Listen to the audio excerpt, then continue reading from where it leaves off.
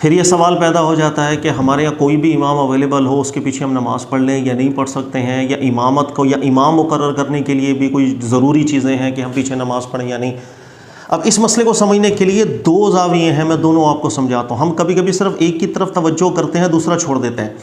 مثلا ہم کس طرف توجہ کرتے ہیں؟ ہم اس طرف کرتے ہیں کہ بھئی صحابہ کرام علیہم رضوان کے دور میں بھی بہت سے ایسے فاسقین تھے، جیسے حجاج بن یوسف ہے، حضرت عبداللہ ابن عمر ہوں یا دیگر صحابہ ہوں، انہوں نے حجاج بن یوسف کے پیچھے نماز کو پڑھا، لہذا وہ فاسق تھا، فاجر تھا، نظریات اس کے بہت زیادہ خراب تھے، لیکن ایک نتیجہ نکلا کہ فاسق و فاجر و امام نماز پیچھے پڑھ سکتے ہیں۔ اسی طریقہ کار سے آپ دیکھیں گے صحابہ کرام نے خوارج کے پیچھے بھی نماز پڑھی ہے۔ اب عبداللہ ابن عمر سے یہ بھی ثابت ہے کہ انہوں نے خوارج کے پیچھے نماز پڑھی ہے، اور خوارج اپنے نظریات میں ٹھیک لوگ تو نہیں تھے، بلکہ ان کے بہت زیادہ نظریات ایسے تھے کہ جو قرآن پاک سے کلیش بھی کرتے تھے، صحابہ پر تکفیر بھی وہ کر دیا کرتے تھے۔ اسی طریقے سے حضرت عثمان غنی رضی اللہ تعالیٰ عنہ کا جس وقت حصار ہو گیا، باغیوں نے قبضہ کر لیا، مصلی پر بھی قبضہ کر لیا، نمازیں وہ پڑھا رہے تھے، عثمان غنی سے لوگوں نے آ کر کے پوچھا کیا کریں، ہم نماز پڑھیں یا نہ پڑھیں؟ آپ نے فرمایا نماز اچھی چیز ہے، آپ ان کے پیچھے پڑھیں۔ اچھا، ان سب دلائل سے ہم استدلال اس طرح کرتے ہیں کہ بھئی کسی بھی امام کے پیچھے ہم نماز پڑھیں۔ یہ تصویر کا ایک رخ ہے، اس کو اچھی طرح سمجھیے گا پہلے، یہ ایک رخ ہے۔ دوسرا رخ ہے جو جس کو مقدم ہم نے رکھنا ہے، وہ سمجھنا ہے کہ امامت کا جو مصلی ہے ہمارے دین کے اندر، یہ بہت اہم ذمہ داری ہے۔ جو بھی شخص امامت کے مصلی کے اوپر کھڑا ہو جاتا ہے، ظاہر ہے وہ ایک مقتدا کی حیثیت میں لوگوں کے سامنے آتا ہے۔ ایسا مقتدا ہوگا کہ لوگ پھر اس کو دینی رہنما بھی سمجھتے ہیں، اس سے اپنے مسائل کا حل بھی کرواتے ہیں۔ اس نے ممبر پہ بھی کھڑا ہونا ہے، لوگوں کو خطبہ بھی دینا ہے، لوگوں کو دین سکھانا ہے۔ ایک بہت بڑی ذمہ داری ہے ایک مصلی کی، جس کو ہم امام بنا رہے ہیں۔ اللہ کے نبی صلی اللہ علیہ وسلم نے اس مقام پر جو سنت کو قائم کیا، پہلے ہم اس سنت کو سمجھیں۔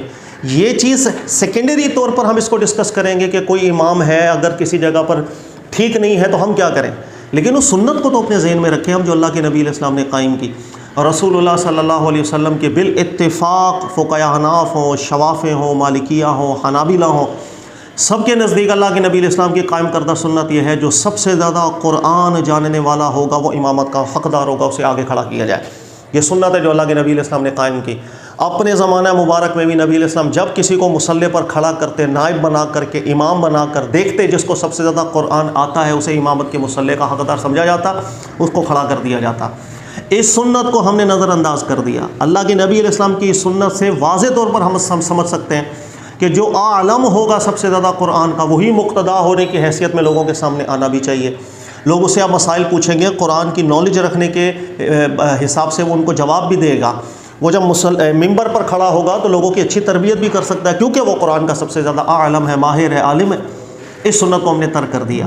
اب دوسری چیز یہاں ڈسکس ہوتی ہے کہ بالفرض اگر کوئی دور ایسا آ جائے جہاں اس سنت کو ملحوظ نہیں رکھا جا رہا، جبری طور پر یا اپنی رضامندی سے، اب اس کی دو صورتیں نکل آتی ہیں۔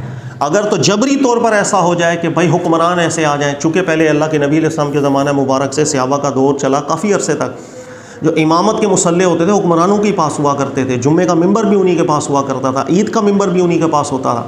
اب چونکہ حکمران فاسق آ گئے، فاجر آ گئے، زبردستی انہوں نے مصلی پر اپنا قدم جما لیا، عام عوام ان سے لڑ کے مصلی ان سے چھین سکتے نہیں تھے۔ یہ وہ مجبوری کی صورت پیدا ہو جاتی ہے کہ جبری صورتحال کے اندر جب فاسق اور فاجر مصلی پر قابض ہو جائیں، ایسی صورت کے اندر بامر مجبوری لوگ نماز پڑھیں پیچھے، لیکن اس چیز کو اپنے ذہن میں رکھتے ہوئے کہ رسول اللہ صلی اللہ علیہ وسلم کی سنت کا ترک ہو رہا ہے، اللہ کے نبی علیہ السلام نے سنت کو قائم نہیں کیا۔ یہ امپورٹنٹ بات ہے جس کو ہم اپنے ذہنوں سے نکال بیٹھتے ہیں۔ اچھا، اب دیکھیے گا کہ صحابہ کرام کے دور میں اب ہر بات آپ کو سمجھ میں آئے گی۔ عبداللہ ابن عمر یا دیگر صحابہ حجاج بن یوسف کے پیچھے نماز پڑھ، کیوں؟ یہ جبری معاملہ تھا۔ وہ حکمران تھے، ظالم تھے، فاسق تھے، لیکن انہوں نے ایسا جبر کیا ہوا تھا کہ آپ بآسانی مصلی کو خالی تو کروا نہیں سک رہے تھے، اس لیے صحابہ نے بھی بامر مجبوری نماز ادا کی پیچھے ایسے فاسقوں کے پیچھے۔ اسی طریقہ کار سے آپ دیکھیں کہ دیگر جو احادیث ہیں، اللہ کے نبی علیہ الصلوۃ والسلام بھی فرماتے تھے کہ کچھ امراء اگر ایسے آ جائیں گے تم پر کہ جو نمازوں کے اوقات کا بھی خیال نہیں کریں گے، تم وقت پر نماز پڑھنا اور ان کے پیچھے پڑھیں گے جو نوافل ہو جائے گی آپ کی۔ یہ ان امراء کے حوالے سے باتیں تھیں جو سنت کے تارک بن چکے تھے۔ ہم نے سب سے پہلے سنت کو زندہ کرنا ہے۔ یہ سوال پھر پیدا ہی نہیں ہوگا کہ بھائی مصلی پر کون سا امام ہے، ہم نے کس کے پیچھے نماز پڑھنی۔ اللہ کے نبی علیہ السلام کی سنت ہے، جو سب سے زیادہ قرآن پڑھنے والا ہوگا، جاننے والا ہوگا، اسے حق دیا جائے۔ یہ حق ہے مصلی اس کا کہ اسے کھڑا کیا جائے۔ ہم نے اس سنت کو بالکل چھوڑ دیا۔ اچھا، دوسری صورت میں نے آپ کو بتائی رضامندی کی، وہ کیا ہوتی ہے؟ آج کے دور میں آپ دیکھیں چونکہ حکمران طبقہ وہ تو ان دینی معاملات کے اندر کوئی انٹرسٹ اپنا شو کرتا ہی نہیں ہے، بلکہ ان کو اچھا لگتا ہے کہ ہم سیاسی معاملات کو دور کریں، دین کو دور کریں۔ جب سیاست کو ہم نے دین سے دور کر دیا، ظاہر ہے اب حلال اور حرام کی تمیز ختم ہوگی۔ وہ تو دین نے ہمیں بتانا تھا کیا حلال کیا حرام۔ اب ہم چوری بھی کر لیں، ڈکیتیاں بھی ڈال دیں، ہم لوگوں کا مال بھی کھا لیں، ایسی پالیسیز بھی بنا لیں جو قرآن سنت کے خلاف ہے، کیا پرواہ، سیاست الگ ہے، دین الگ ہے۔ دین کو یکسر چھوڑ دیا۔ اب ہمارے یہاں امامت کے جو مصلح ہیں یہ لوگ خود منتخب کرتے ہیں، اسی مسجد کی ایک کمیٹی بنائی جاتی ہے، اہل محلہ سے جو بڑے بڑے لوگ ہوتے ہیں وہ منتخب کرتے ہیں۔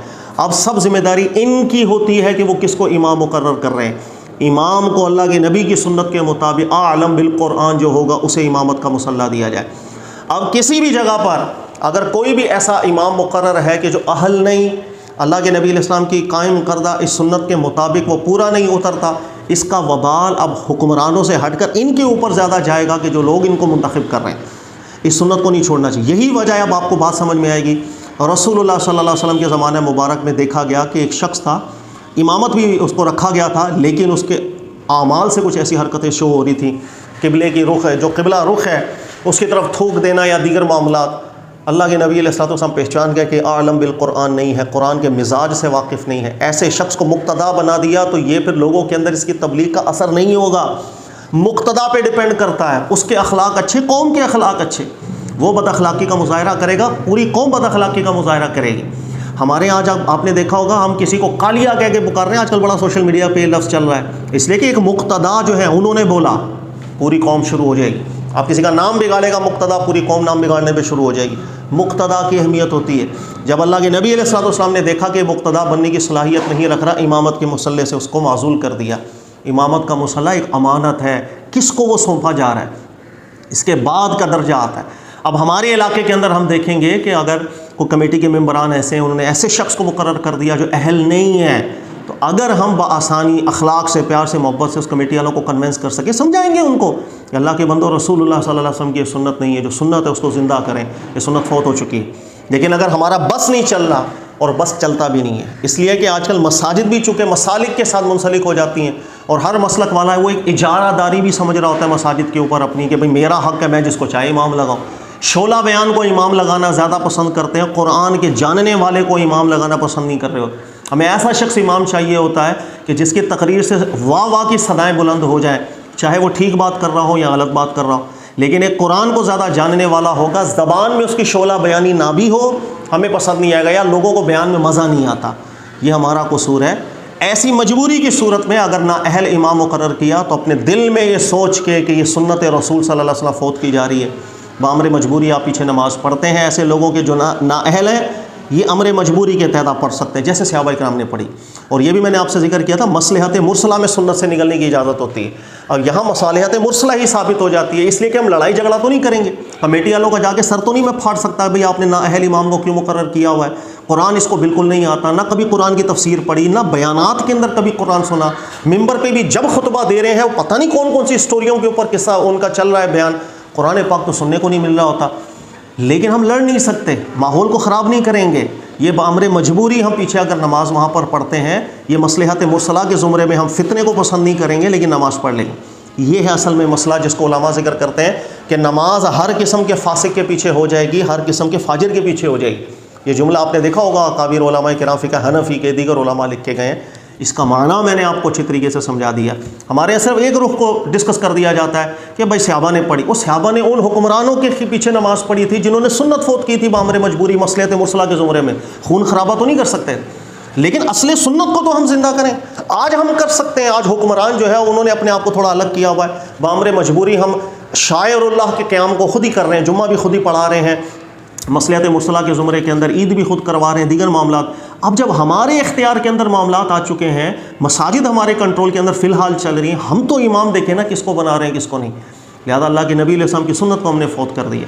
جو سب سے زیادہ قرآن جاننے والا ہوگا اس کو حق دیا جائے کہ وہ امامت کا مصلہ سنبھالے، وہ مقتدا کی حیثیت سے سامنے آئے، جب وہ درس دے رہا ہو لوگوں کو قرآن سکھائے، جب وہ بات کر رہا ہو قرآن سکھائے، لوگ ان سے مسائل پوچھنے آئے تو وہ قرآن سکھائے ان کو۔ یہ ہے امامت کے مصلے کی سنت جو رسول اللہ صلی اللہ علیہ وسلم نے قائم کی۔